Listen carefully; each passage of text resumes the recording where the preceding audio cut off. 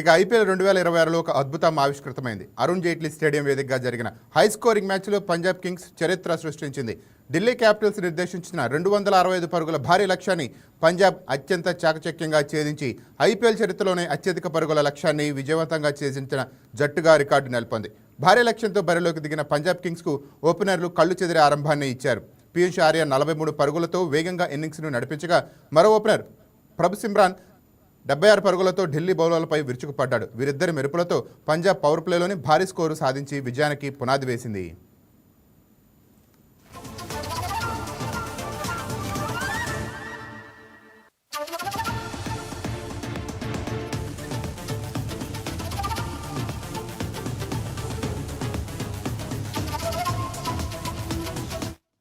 ఇక మిడిల్ ఓవర్లో వికెట్లు పడిన కెప్టెన్ శ్రేయస్ అయ్యర్ తన అద్భుత ఫామ్ని కొనసాగించాడు. బాధ్యతాయుతమైన ఇన్నింగ్స్ ఆడిన అయ్యర్ కేవలం మెరుపు వేగంతో 71 పరుగులు చేసి జట్టును విజయం దిశగా నడిపించాడు. ముఖ్యంగా ఒత్తిడిలోనూ ప్రశాంతంగా ఉంటూ పెద్ద షాట్లు ఆడి స్టేడియాన్ని హోరెత్తించాడు. చివరి ఓవర్లో ఉత్కంఠంగా నెలకొన్న వేళ శ్రేయస్ అయ్యర్కు నేపాల్ వధేరా, శశాంక్ సింగ్ కీలక సహకారం అందించారు. ఢిల్లీ బౌలర్లు కట్టుదిట్టంగా బౌలింగ్ చేయడానికి ప్రయత్నించినప్పటికీ ఈ జోడీ వెనక్కి తగ్గకుండా మ్యాచ్ను ఫినిష్ చేశారు. దీంతో ఐపీఎల్ చరిత్రలో అత్యంత విజయవంతమైన రన్ చేజ్ నమోదైంది.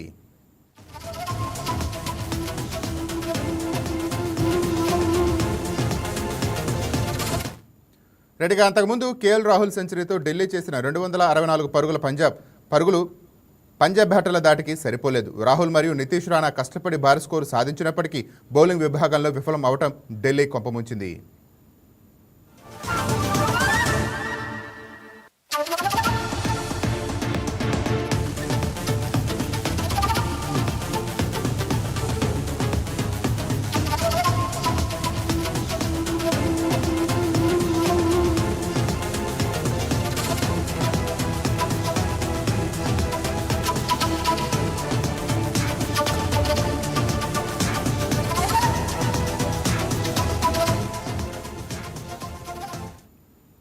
బ్రేకింగ్ చూస్తున్నాం. ఐపీఎల్ 2026లో ఒక అద్భుతం ఆవిష్కృతమైంది. అరుణ్ జైట్లీ స్టేడియం వేదికగా జరిగిన హై స్కోరింగ్ మ్యాచ్లో పంజాబ్ కింగ్స్ చరిత్ర సృష్టించింది. ఢిల్లీ క్యాపిటల్స్ నిర్దేశించిన 265 పరుగుల భారీ లక్ష్యాన్ని పంజాబ్ అత్యంత చాకచక్యంగా ఛేదించి ఐపీఎల్ చరిత్రలోనే అత్యధిక పరుగుల లక్ష్యాన్ని విజయవంతంగా చేరుకున్న జట్టుగా రికార్డు నెలకొల్పింది. భారీ లక్ష్యంతో బరిలోకి దిగిన పంజాబ్ కింగ్స్కు ఓపెనర్లు కళ్ళు చెదిరే ఆరంభాన్ని ఇచ్చారు. పీయూష్ ఆర్య 43 పరుగులతో వేగంగా ఇన్నింగ్స్ నడిపించగా మరో ఓపెనర్ ప్రభు సిమ్రాన్ 76 పరుగులతో ఢిల్లీ బౌలర్లపై విరుచుకుపడ్డాడు. వీరిద్దరి మెరుపులతో పంజాబ్ పవర్ ప్లేలోని భారీ స్కోరు సాధించి విజయానికి పునాది వేసింది. మిడిల్ ఓవర్లో వికెట్లు పడిన కెప్టెన్ శ్రేయస్ అయ్యర్ తన అద్భుతమైన ఫామ్ను కొనసాగించాడు. బాధ్యతాయుతమైన ఇన్నింగ్స్ ఆడిన అయ్యర్ కేవలం మెరుపు వేగంతో 71 పరుగులు చేసి జట్టును విజయం దిశగా నడిపించాడు. ముఖ్యంగా ఒత్తిడిలోనూ ప్రశాంతంగా ఉంటూ పెద్ద షాట్లు ఆడి స్టేడియాన్ని హోరెత్తించాడు. చివరి ఓవర్లో ఉత్కంఠ నెలకొన్న వేళ శ్రేయస్ అయ్యర్కు నేపాల్ వధేరా, శశాంక్ సింగ్ కీలక సహకారం అందించారు. ఢిల్లీ బౌలర్లు కట్టుదిట్టంగా బౌలింగ్ చేయడానికి ప్రయత్నించేటప్పటికీ ఈ జోడీ వెనక్కి తగ్గకుండా మ్యాచ్ను ఫినిష్ చేశారు. దీంతో ఐపీఎల్ చరిత్రలో అత్యంత విజయవంతమైన రన్ చేజ్ నమోదైంది. అంతకుముందు కేఎల్ రాహుల్ సెంచరీతో చేసిన 264 పరుగులు పంజాబ్ బ్యాటర్ల దాటికి సరిపోలేదు. రాహుల్ మరియు నితీష్ రాణా కష్టపడి భారీ స్కోరు సాధించినప్పటికీ బౌలింగ్ విభాగంలో విఫలమవటం ఢిల్లీ కొంపముంచింది.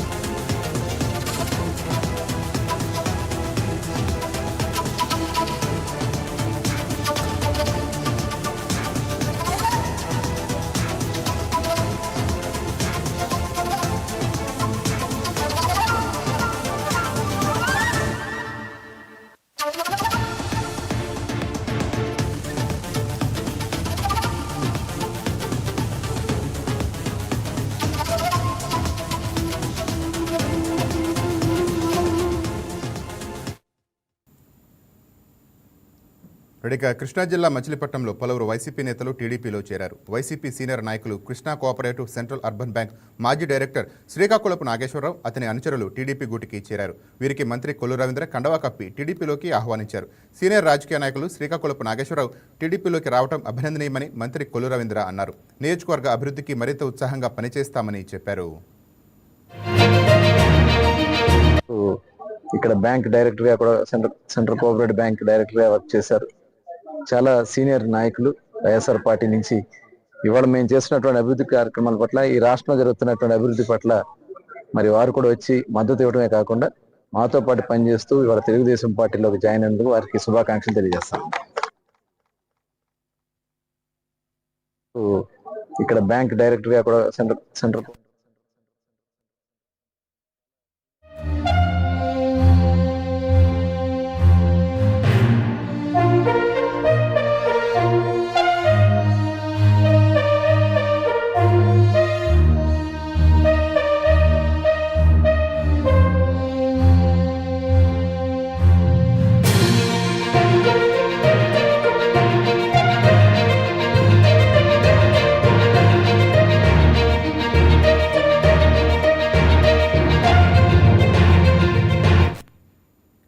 ఇక కన్నతల్లి లాంటి తెలుగు భాషను కాపాడుకుందామని పలమనేరు శాసనసభ్యులు అమరనాథ్ రెడ్డి పిలుపునిచ్చారు.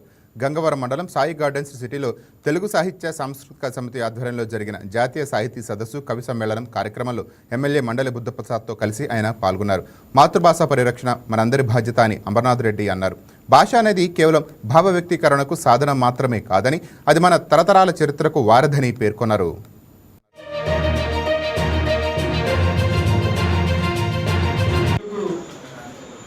సాహిత్యానికి సంబంధించి తెలుగు భాష ఏ రకంగా మనం తెలుగు భాషని కాపాడుకోవాలా, భవిష్యత్ తరాలకు ఏ రకంగా అందించాలనేటువంటి ఒక మంచి ఉద్దేశంతో ఈరోజు ఇక్కడ కార్యక్రమం ఏర్పాటు చేయడం. ఈ కార్యక్రమానికి పెద్దలు, గౌరవనీయులు, సోదరులు లాంటి మండలి బుద్ధప్రసాద్ గారు, ఎందుకంటే ఆయన సహచరుడే, నాకు శాసనసభలో డిప్యూటీ స్పీకర్గా చేశారు. అదేవిధంగా శాసనసభ్యుడిగా చాలా కాలం పనిచేయడం జరిగింది. వారి తండ్రి గారు కూడా మండలి వెంకటకృష్ణరావు గారు పార్లమెంట్ సభ్యుడిగా, మంత్రులుగా, ఆయన కూడా తర్వాత మంత్రిగా పనిచేసినటువంటి రాజకీయ నేపథ్యం ఉన్నటువంటి కుటుంబం. ఇటువంటి రాజకీయ కుటుంబాల్లో తెలుగు భాష పైన కానీ, సాహిత్యం పైన కానీ అభిమానం ఉండి భాషను కాపాడుకోవాలనేటువంటి ఆలోచన ఉన్నటువంటి ఏకైక కుటుంబం నాకు తెలిసినంత వరకు రాజకీయాల్లో మన రాష్ట్రంలో ఈ తెలుగు భాష పైన అత్యంత ప్రేమ ఉన్నటువంటి కుటుంబం నుంచి వచ్చినటువంటి వ్యక్తిగా నాతో, ఆయనతో కూడా కలిసి పనిచేయడం కూడా నా అదృష్టంగా కూడా భావిస్తున్నా. అదేవిధంగా వేదిక పైన చాలామంది పెద్దలు ఉన్నారు, నాకు కొంతమంది తెలుసు. గంటామోహన్ గారు కావచ్చు, పెద్దలు బాలకృష్ణారెడ్డి గారు కావచ్చు, ఇంకా తులసిరాజు నాయుడు గురించి చెప్పాల్సిన పనిలే. ఎందుకంటే ఆయన ఏ కార్యక్రమం చేసినా బ్రహ్మాండంగా కూడా ఈ ప్రాంతంలో తెలుగు భాష కావచ్చు, ఏదైనా కళలకు సంబంధించి కావచ్చు, ఏదైనా సేవా కార్యక్రమం కావచ్చు, పిల్లల్ని భావితరాలని భవిష్యత్ తరాలకు ఎదిగే కార్యక్రమం చేయొచ్చు. కానీ వాటన్నింటిలో కూడా ముందుండి పనిచేసే వ్యక్తిగా ఆయన కుటుంబం, ఆయన గారు కానీ, ఆయన శ్రీమతి గారు కానీ పనిచేయడం. అదేవిధంగా బాలాజీ చాలా సంవత్సరాల నుంచి కూడా ఇక్కడే పనిచేస్తూ ఉన్నారు. మాకు ఎంపీడీఓ, ఈరోజు కూడా మాకు ఎంపీడీఓగా ఉన్నారు. అటుపక్క ప్రభుత్వ ఉద్యోగం చేస్తూ, ఇటుపక్క సాహిత్యం పైన అభిమానంతో కూడా ఈ కార్యక్రమాలన్నీ కూడా చేస్తూ ఉన్నారు. నాకైతే దీనిపైన పెద్ద అవగాహన లేదు, అంటే ముందు నుంచి కూడా దానిపైన ఫోకస్ లేదు, ఆలోచన లేదు, అవగాహన లేదు.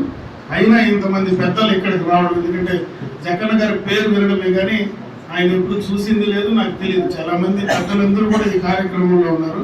వారందరికీ కూడా మనస్ఫూర్తిగా ఈ ప్రాంతవాసిగా చేతులెత్తి నమస్కారాలు తెలియజేసుకుంటూ, ఈరోజు ఈ కార్యక్రమం ఒక మంచి కార్యక్రమం. ఈ కార్యక్రమం ద్వారా ఈ రాష్ట్ర ప్రజలకు, దేశ ప్రజలకు, ప్రపంచానికి తెలుగు భాష యొక్క ఔన్నత్యాన్ని, మన ప్రాంతంలో ఉన్నటువంటి కళల, ఏ రకంగా తెలుగులో ఉన్నటువంటి కళలు కానీ, ఇప్పుడే కొన్ని పుస్తకాలు కూడా నాకు ఇవ్వడం జరిగింది. దాంట్లో మీ రచనల ద్వారా ప్రభావితం చేయడానికి, భవిష్యత్ తరాలకు వారికి మన ఆలోచనలు కానీ, మంచి ఆలోచనలు కానీ అందివ్వడానికి ఇవి చాలా బాగా ఉపయోగపడతాయి. ఎందుకంటే ఈ రోజు ఉన్నటువంటి ప్రపంచంలో ఉన్నటువంటి పరిస్థితుల్లో పూర్తిగా కూడా గ్లోబలైజేషన్ అయిన తర్వాత ఈ భాషను తగ్గిపోతాను. ఈరోజు నా కొడుకు కూడా లండన్లోనే ఉన్నాడు చిన్నప్పటి నుంచి. వాళ్ళ ఇంట్లో పిల్లలు కూడా తెలుగు సరిగ్గా మాట్లాడే పరిస్థితి లేదు. అటువంటి సందర్భంలో తెలుగు భాష మన కన్నతల్లి వంటిది. మనం పుట్టాం, ఇక్కడ పెరిగాం, మన భాషను పెంచుకోవాలనేటువంటి ఆలోచన మీ ద్వారా భావితరాలకు అందించేటువంటి ఒక మంచి కార్యక్రమంలో ఈరోజు నేను పాల్పంచుకోవడం నిజంగా కూడా నా అదృష్టంగా భావిస్తున్నా. ఈ ప్రాంత ప్రజాప్రతినిధిగా ఈ భాషకు సంబంధించి మీ యొక్క ఆలోచనలకు సంబంధించి ప్రభుత్వ పరంగా కానీ మరి అదేవిధంగా సంఘపరంగా కానీ మా వంతు ఏ చిన్న అవకాశం సహాయం దొరికినా చేయడానికి నేను సిద్ధంగా ఉంటానని చెప్పి మరొకసారి చేసుకుంటూ ఎక్కువ సమయం మీతో ఉండలేకపోయినా, ఎందుకంటే పెద్దలు బుద్ధప్రసాద్ గారు పొద్దున నాకు తెలియదు మొన్న కూడా కలిసే అవకాశం తప్పకుండా తీసుకుంటా. ఎక్కువ సమయం మీతో ఉండలేకపోయిన దానికి నన్ను క్షమించమని చెప్పి మరొకసారి. రెడ్డిగా వైసీపీ నేతలపై ఎమ్మెల్యే ధూళిపాల నరేంద్ర మండిపడ్డారు. వైసీపీ నాయకులు రైతుల పేరుతో మొసలి కన్నీరు కారుస్తున్నారని ఆరోపించారు. అధికారంలో ఉన్నంతకాలం భూములు కాంట్రాక్టుల పేరుతో దోచుకున్నారని, గుంటూరు ఛానల్ అభివృద్ధిని నిర్లక్ష్యం చేశారని ధూళిపాల ఆగ్రహం వ్యక్తం చేశారు. పంట ముంపునకు గత ప్రభుత్వ నిర్లక్ష్యమే కారణమని ఆరోపించారు.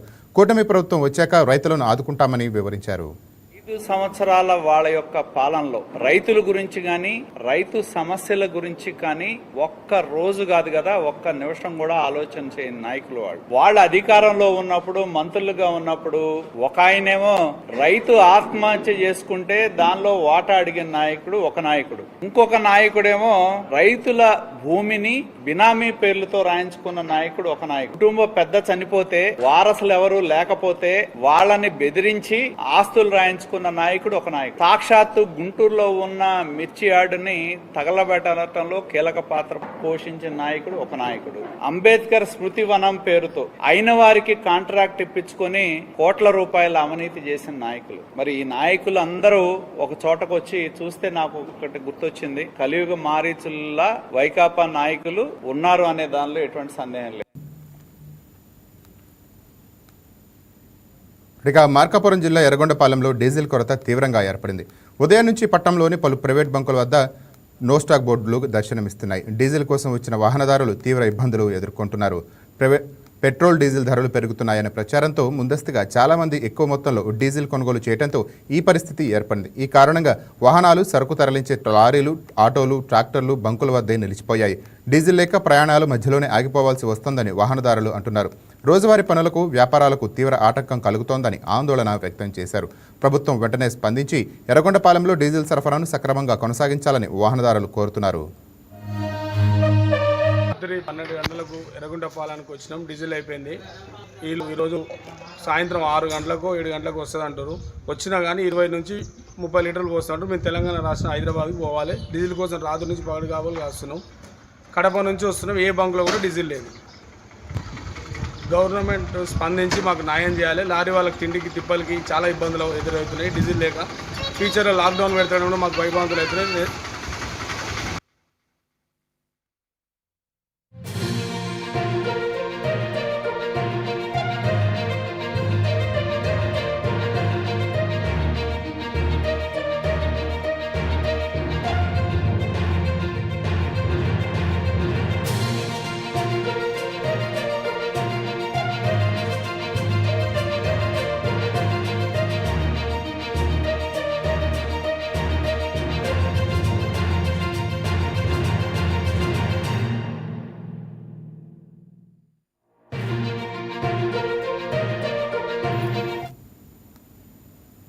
రెడ్డిగా మహిళా విద్య, ఉపాధిపై తమ ప్రభుత్వం ప్రత్యేక దృష్టి సారించిందని మంత్రి సీతక్క అన్నారు. త్వరలో మహిళా సంఘం సభ్యుల ఎడ్యుకేషన్ ప్రొఫైల్ ఏర్పాటు చేస్తామని తెలిపారు. మహిళల విద్యార్హతలను గుర్తించి ఉన్నత విద్యా అవకాశాలు కల్పిస్తామని తెలిపారు. బీఆర్కే భవన్లో సెర్ఫ్ డైరెక్టర్లు, జిల్లా మహిళా సమాఖ్య అధ్యక్షులతో మంత్రి సీతక్క సమీక్షా సమావేశం నిర్వహించారు. కొంచెం ఇబ్బంది అవుతుంది. మీరు తిరుగుతూ ఉంటే మోటివేట్ అవుతుంది. మహిళా సంఘాల మీటింగ్స్ పెట్టడం, వాళ్ళకు కూడా టైమింగ్స్ ఉంటాయి. రోజు ఒక 2-3 ఒక మండలంలో దగ్గర గ్రామాలు ఒకేసారి పెట్టుకుంటే ఇక్కడ ఒక 1 అవర్, ఇక్కడ ఒక 1 అవర్, ఇక్కడ ఒక 1 అవర్. ఈ రోజు ఇంత దూరం వచ్చి మళ్ళీ అంత దూరం పోయి ఇప్పుడు మాకు ఎక్కడో అటు వాజ వెంకటాపురం ఉంటుంది, ఇక్కడ లాస్ట్ మల్లపల్లి ఉంటుంది. ఇట్లా కాకుండా ఆ మండలంలో పక్క విలేజ్ ఏదైతే అని పెట్టుకుంటే ఒక్కరోజు మీరు 10-20 గ్రామ వివో గ్రూప్ మీటింగ్స్ అటెండ్ చేయవచ్చు. జస్ట్ అంతా రెడీ చేయాలి, వాళ్ళు చెప్పాలి ప్రిపేర్గా, మీరు పోయి వినాలి, మళ్ళీ మీరు ఏం చేయాలో చెప్పాలి, మళ్ళీ వాళ్ళు చెప్పింది మీరు వినాలి, మళ్ళీ ఆ ఎక్స్పీరియన్స్ ఇంకో ఊరు కాడ పంచాలి, సక్సెస్ స్టోరీస్. ఆ రకంగా మీరు జిల్లా మహిళా సమాఖ్య అధ్యక్షురాలు కూడా కమిటీ, మీ ట్రీట్మెంట్ కమిటీ కూడా అలా పనిచేస్తే మంచి రిజల్ట్ ఉంటుంది, అందరిలో ఒక ఉత్సాహం అనేది వస్తుంది. కాబట్టి ఆ రకమైనటువంటి కార్యక్రమాలు మనం చేద్దామని తెలియజేస్తూ వివో బిల్డింగ్స్ కూడా మరి 1 year లో అట్లా ఆదర్శవంతమైన గ్రామంగా చేస్తే వాళ్ళకి ఏదైనా మొన్న బాగా బిజినెస్ చేసిన వాళ్ళకి ఒక జిల్లా నుంచి ప్రోత్సాహంగా 25,000 ఇచ్చినాం. అట్లా దీంట్లో కూడా మనం ఏదైనా నేను చిన్నగా ఉన్నప్పటి నుంచి అట్లా దాదాపుగా 10th క్లాస్ నుంచి అనుకుంటా, నేను 10th 8th క్లాస్ నుంచి మహిళా సంఘంలో చూసుకుంటూ వస్తున్నా. 10th తర్వాత మహిళా సంఘంలో చూసుకుంటూ వస్తా. సో వాళ్ళు అందరూ ఒక యూనిటీగా ఉండడం, ఇది వాళ్ళలో ఐక్యతను పెంచింది. కాబట్టి వాళ్ళంటి వాళ్ళు కూడా ఎగ్జామ్ రాసుకోవడం, అంటే పెద్ద మనుషులు 60 ఏళ్ళు దాటిన నుండి వచ్చే ఎగ్జామ్ లో కూర్చుంటారు, ఎంత గ్రేట్. మేము మన ఒక ఊర్లో మీటింగ్కి వెళ్ళినప్పుడు వాళ్ళందరూ ఎవరైతే ఎంతమంది రాశారు ఎగ్జామ్ అంటే అందరూ చేయండి, అలా చాలా పెద్ద మనుషులు ఉన్నారు. అంటే వాళ్ళ కోసం మేము చప్పట్లు కొట్టేస్తే వాళ్ళు గ్రేట్ గా ఫీల్ అయ్యారు. అంటే చదువు అనేది డిగ్నిటీని పెంచుతుంది, అంటే మన గౌరవాన్ని పెంచుతుంది, ఒక విశ్వాసాన్ని ఇస్తుంది, మన మీద మనకు నమ్మకాన్ని వస్తుంది. నేను కూడా 10th తో ఆగిపోయింది స్టడీ, కానీ నేను మళ్ళీ నాకు బ్యాక్గ్రౌండ్ తెలుసు, ఆట పోయి వచ్చి ఉద్యమంలో పోయి వచ్చి మళ్ళీ చదువు కంప్లీట్ చేసి LLB చేసి MA చేసి LLM చేసి PhD చేసి మళ్ళీ సెకండ్ BA. మన జీవితం ఒక సక్సెస్ స్టోరీగా ఉండాలంటే మనం కష్టపడి పనిచేసి దాని రిజల్ట్ చూపించాలి. సో ఇప్పుడు మీకోసం మేడం ఆలోచించడం చాలా మంచిగా అనిపించింది నాకు కూడా. మీకు అందరికీ ఒక వెహికల్ అవైలబుల్ ఉంచడం, వాళ్ళకి చాలా మందికి ఎట్లా గ్రూప్లలో ఇంకా వెళ్ళాలి అనేది తెలియదు కాబట్టి వాళ్ళు కూడా ఇంక్లూడ్ చేద్దాం. మీరు కూడా ఇప్పటివరకు చాలా మరి యంగ్ గర్ల్స్ ని కానీ ఏజ్డ్ పర్సన్. ఇక ఆంధ్రప్రదేశ్ రాజధాని అమరావతి ల్యాండ్ పూలింగ్లో భూములు ఇస్తున్న రైతులకు ఏపీ మంత్రి నారాయణ శుభవార్త తెలిపారు. ప్రస్తుతం ల్యాండ్ పూలింగ్లో భూములు ఇస్తున్న రైతులకు మే 1 నుంచి కౌలు నిధులు జమ చేయాలని సమావేశంలో నిర్ణయం తీసుకున్నామని స్పష్టం చేశారు.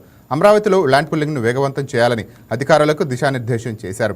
అమరావతిలో ల్యాండ్ పూలింగ్ కొనసాగుతున్న తీరుపై అధికారులతో మంత్రి నారాయణ సమీక్షా సమావేశం నిర్వహించారు. ఈ సమావేశానికి ఎమ్మెల్యేలు Shravan Kumar, Bhashyam Praveen, CRDA commissioner Vijayaramaraju, additional కమిషనర్లు భార్గవ తేజ, కార్తీక్, డిప్యూటీ కలెక్టర్లు, MROలు హాజరయ్యారు.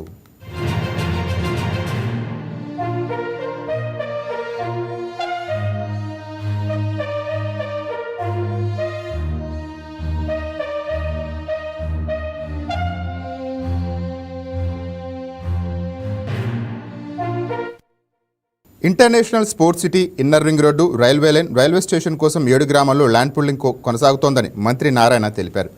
ఎంజాయ్మెంట్ సర్వేను త్వరితగతిన పూర్తి చేయాలని అధికారులకు సూచించారు. అలాగే లెగసీ వేస్ట్, ఫ్రెష్ వేస్ట్ నిర్వహణ ఏజెన్సీలతో పలు కీలక అంశాలపై మంత్రి నారాయణ చర్చించారు. లెగసీ వ్యర్థాలను త్వరితగతిన పూర్తిగా తొలగించాలని ఆదేశించారు. ఫ్రెష్ వేస్ట్ ప్లాంట్లో ఏర్పాటు త్వరితగతిన పూర్తి చేసి వ్యర్థాల నిర్వహణ ప్రారంభించాలని సూచించారు. ప్లాంట్ల ఏర్పాటుకు స్థలం ఇబ్బందిగా ఉన్న చోట కలెక్టర్లతో మాట్లాడి తగిన చర్యలు తీసుకోవాలని మంత్రి నారాయణ ఆదేశించారు.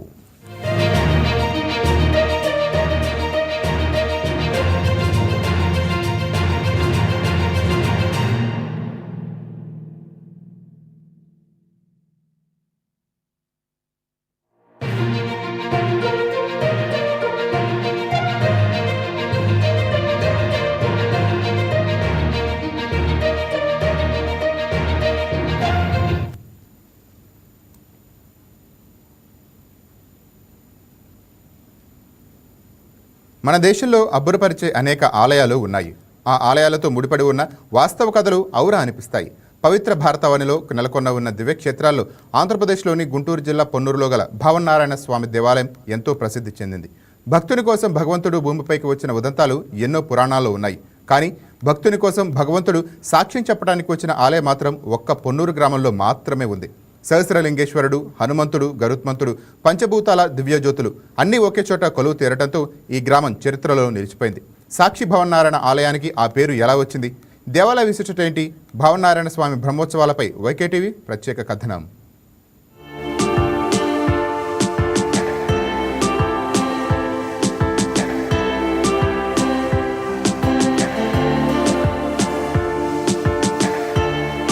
సహస్రలింగేశ్వరుడు, హనుమంతుడు, గరుత్మంతుడు, పంచభూతాల దివ్యజ్యోతులు అన్నీ ఒకే చోట కొలువుదీరిన గ్రామం పొన్నూరు. ఇక్కడ ఒకటేమిటి, దేవాలయాల సమూహమే ఉంటుంది. గుంటూరు పట్టణానికి 28 కిలోమీటర్ల దూరంలో ఉంది పొన్నూరు గ్రామం. ఈ గ్రామాన్ని బంగారు గ్రామం, స్వర్ణపురి పేర్లతో కూడా పిలుస్తారు.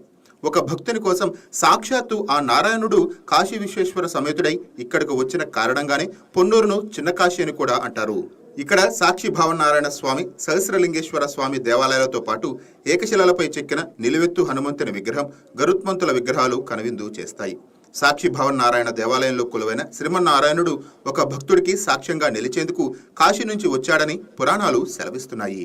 సాక్షి భవన్నారాయణ స్వామి, సహస్రలింగేశ్వర స్వామి దేవాలయాలతో పాటు ఏకశిలపై చెక్కిన నిలువెత్తు హనుమంతుని విగ్రహం, గరుత్మంతుల విగ్రహాలు కనువిందు చేస్తాయి. సాక్షి భవన్నారాయణ దేవాలయంలో కొలువైన శ్రీమన్నారాయణుడు ఒక భక్తుడికి సాక్ష్యంగా నిలిచేందుకు కాశీ నుంచి వచ్చాడని పురాణాలు సెలవిస్తున్నాయి. నారాయణుడితో పాటు కాశీ విశ్వేశ్వరుడు కూడా ఇక్కడకు వచ్చాడని ప్రతీతి. అందువల్లే కాశీలో వలనే ఆయనకు ఇక్కడ కూడా నిత్యం నైవేద్యాలు సమర్పిస్తారు. 108 దివ్య తిరుపతులతో సమాంతరంగా నిలుస్తుంది ఈ దేవాలయం. ఇక్కడ శిల్ప సౌందర్యం కన్నుల పండుగగా ఉంటుంది. శివకేశవ అభేద్యానికి మారుపేరు ఈ దేవాలయం ఉంటుంది. విశాలాక్షి సమేతంగా దర్శనమిచ్చే విశ్వేశ్వరుడు ఈ అపురూప ఆలయ ప్రాంగణంలో కొలువై ఉన్నాడు.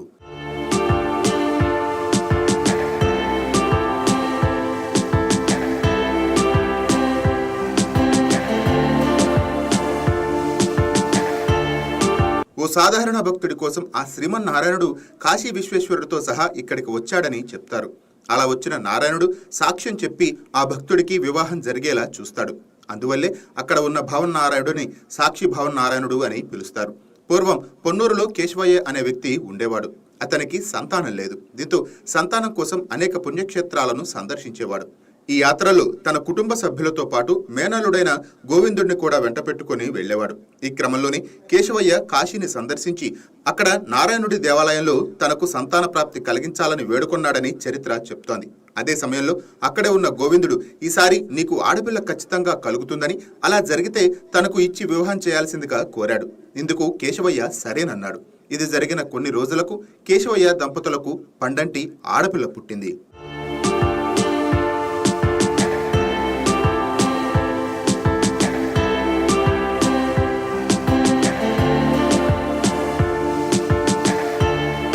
అయితే గూనివాడైన గోవిందుడికి తన కుమార్తెను ఇచ్చి వివాహం చేయడానికి కేశవయ్య నిరాకరించాడని, మాట ఇచ్చినట్లుగా సాక్ష్యమేదని మేనమామ ప్రశ్నించగా గోవిందుడు కాశీకి వెళ్లి నారాయణ్ణి ప్రసన్నం చేసుకుని సాక్ష్యం చెప్పడానికి తన వెంట రావాల్సిందిగా కోరాడు. అలా గోవిందుడు ఉన్న ఊరు చేరుకున్న నారాయణుడు గోవిందుడికి అక్కలక్ష్మిని ఇచ్చి వివాహం చేయమని శిలారూపంలో సాక్ష్యం చెప్పాడు. నాటి నుంచి ఆయనను సాక్షి భవన్ నారాయణుడిగా భక్తులు కొలుస్తున్నట్టు పురాణ స్థలం చెబుతోంది. అందువల్లే చాలా దూరం నుంచి ఇక్కడకు భక్తులు వస్తుంటారు. ఈ ఆలయ ప్రాంగణంలో విశాలాక్షి సమేత విశ్వేశ్వరుడు, చెన్నకేశవ స్వామి, లక్ష్మీ నరసింహుడు, వినాయకుడు, దాసాంజనేయ స్వామి ఆలయాలు దర్శనమిస్తాయి. ప్రతి ఏడాది వైశాఖ మాసంలో స్వామివారికి బ్రహ్మోత్సవాలు ఘనంగా జరుగుతాయి. జయ భావదేవ పరేశాయ నమస్తుభ్యం, పరానందాయ తే నమః, సద్రూపాయ నమస్తుభ్యం, సాక్షిదేవాయ తే నమః. పొన్నూరుగా ప్రసిద్ధి చెందినటువంటి ఈ స్వర్ణపురి క్షేత్రంలో స్వయంభూ వ్యక్తంగా వెలిసినటువంటి శ్రీ సాక్షి భావనారాయణ స్వామి వారి వార్షిక బ్రహ్మోత్సవాలు ఈ పరాభవనామ సంవత్సరంలో వైశాఖ శుద్ధ సప్తమి నుండి ప్రారంభమవుతాయి. అంటే ఈ రోజు నుండి మే 5వ తేదీ వరకు నవాహ్నిక దీక్షగా శ్రీ వైఖానస భగవత్ శాస్త్ర ప్రకారం ఈ బ్రహ్మోత్సవాలు అత్యంత వైభవంగా జరుగుతాయి. పరమాత్మ నారాయణుడు ఎలా ఉంటాడు అని అత్రి మహర్షి భావన చేయటం చేత ఈయన భావనారాయణుడు అయ్యారని, అలాగే కాశీ నుంచి భక్తుడికి సాక్ష్యం ఇవ్వటం కోసం ఇక్కడికి స్వామివారి విచ్చేశారు పరివారంతో. కాబట్టి ఆయన సాక్షి భావనారాయణ స్వామిగా ప్రసిద్ధి చెందారు. భక్తుల యొక్క రక్షణే భగవంతుడి యొక్క పరమావధిగా ఈ ఉదాహరణగా మనం తెలుసుకొని ఆనాటి నుంచి కూడా ఎంతోమంది రాజులు అలాగే జమీందారులు స్వామివారి యొక్క నిత్య కైంకర్యములన్నీ కూడా జరిపిస్తూ అత్యంత వైభవంగా ఈ బ్రహ్మోత్సవాలు జరుగుతున్నాయి. ప్రస్తుతము రాజా వాసిరెడ్డి వెంకటాద్రి నాయుడు గారి వారి వంశీకులు శ్రీ సుధాస్వరూప్ బహదూర్ మన్నె సుల్తాన్ దర్బారు వారి ప్రస్తుత వ్యవస్థాపక ధర్మకర్తగా, అలాగే శ్రీ కామేశ్వరమ్మ గారు సహాయ కమిషనరు, కార్యనిర్వహణాధికారి, పాలక మండలి, అదేవిధంగా పొన్నూరు శాసనసభ్యులు శ్రీ ధూళిపాల నరేంద్ర కుమార్ గారు, వీరందరి యొక్క సహాయ సహకారాలతో భక్తులందరి యొక్క సౌజన్యంతో ఈ బ్రహ్మోత్సవాలు అత్యంత వైభవంగా జరుగుతాయి ప్రతి సంవత్సరం కూడా. అలాగే పౌర్ణమి రోజు స్వామివారి యొక్క దివ్యరథం ఉంటుంది. ఈ వైశాఖ పౌర్ణమి భావయ్య పౌర్ణమిగా ప్రసిద్ధి చెందింది. ఎందుకంటే ఈ చుట్టుపక్కల గ్రామాలన్నింటి నుంచి కూడా స్వామివారిని ఆ రథంలో ఉన్నటువంటి భావనారాయణ దర్శించడం కోసం కొన్ని వేల మంది భక్తులు ఆ రోజు విచ్చేస్తారు.